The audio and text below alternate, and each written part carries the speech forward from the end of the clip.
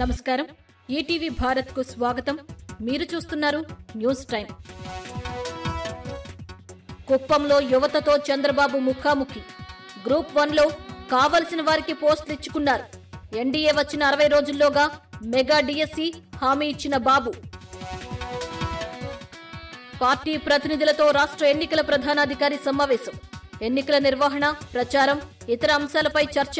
సమావేశానికి హాజరైన YCP, TDP, BJP ప్రతినిధులు.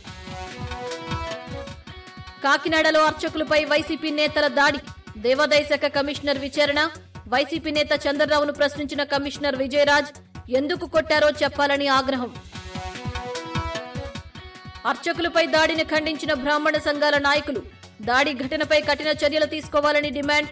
వైసీపీ పాలనలో ఆలయాలు, అర్చకులపై దాడులు పెరిగాయని ఆరోపణ. బీజేపీ రాష్ట్ర పదాధికారులతో పురంధేశ్వరి సమావేశం. టీడీపీతో కలిసి వెళ్లాలని పార్టీ పెద్దలు నిర్ణయించారు. 3 పార్టీల కలయిక చారిత్రక అవసరమని వెల్లడి.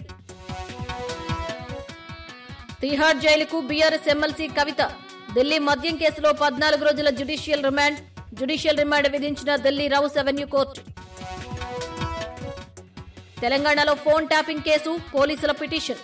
భుజంగరావు, తిరుపతన్న, ప్రణీత్ రావును 5 రోజుల కస్టడీ కోసం పిటిషన్. విచారణను రేపటికి వాయిదా వేసిన నాంపల్లి కోర్టు.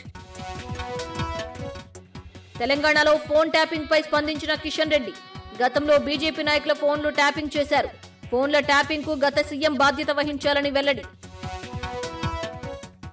ఈడీ కస్టడీ నుంచి ఢిల్లీ సీఎం అరవింద్ కేజ్రీవాల్ మరో ఆదేశం జారీ.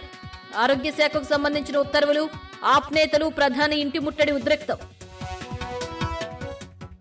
ఆసియాలో ఎక్కువ మంది బిలియనీర్లు ఉన్న నగరంగా ముంబై. 92 మంది బిలియనీర్లతో 3వ స్థానం. మొదటి 2 స్థానాల్లో న్యూయార్క్, లండన్ నగరాలు.